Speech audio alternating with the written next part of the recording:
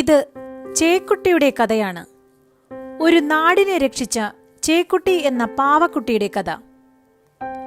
അന്നന്നത്തെ അന്നത്തിനായി ഊടും പാവും നെയ്യുന്ന ഒരു നെയ്ത്തുശാലയിലേക്ക് കണ്ണടച്ച് തുറക്കുമ്പോഴേക്കും പ്രളയജലം നിറഞ്ഞു കവിഞ്ഞു.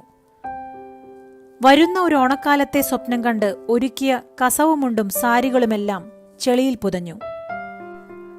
തറയുടെ പല ഭാഗങ്ങളും വെള്ളത്തിൽ ഒഴുകി നടന്നു. നൂലോടുന്ന ഇരുമ്പുകൊണ്ടുണ്ടാക്കിയ തറിയിലെ സുഷിരങ്ങളെല്ലാം ചെളിയും തുരുമ്പുമെടുത്തു.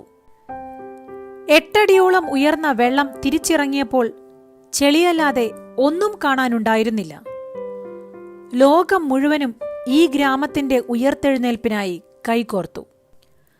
അങ്ങനെ ഇവിടേക്ക് സാൻ ഫ്രാൻസിസ്കോയിലെ ആർട്ടിസ്റ്റും ഫാഷൻ ഡിസൈനറുമായ ലക്ഷ്മി മേനോനും ദുരന്ത നിവാരണ വിദഗ്ധനായ ഗോപിനാഥ് പാറയിലും ചേർന്ന് ഒരു ആശയം മുന്നോട്ട് വെച്ചു. തുണിയിൽ നിന്നും പാവക്കുട്ടികളെ നിർമ്മിച്ച് വിൽക്കുക. ചെളിയിൽ മുങ്ങിയ തുണി ഉണക്കി കത്തിച്ചു കളയാൻ തുടങ്ങിയ ഗ്രാമത്തിനോട് ആ തുണി കഴുകിയെടുക്കാൻ അവർ ആവശ്യപ്പെട്ടു.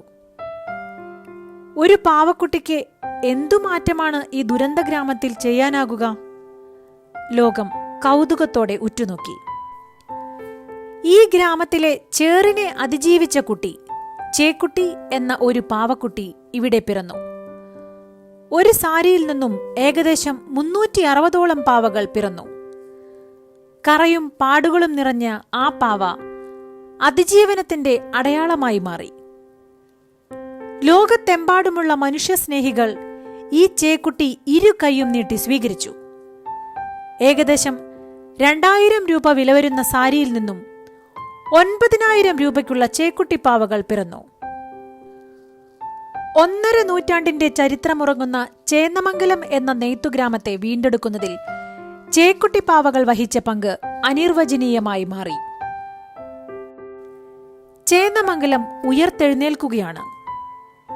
പരിശ്രമങ്ങൾ തുടർന്നുകൊണ്ടേയിരിക്കുന്നു.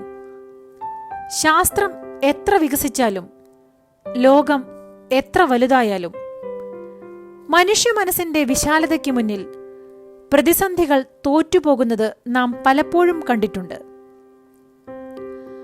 ആ ഹൃദയവിശാലത, അതിലെ നന്മയുടെ വെളിച്ചം നമുക്കും കെടാതെ കാത്തുസൂക്ഷിക്കാം. ശുഭദിനം.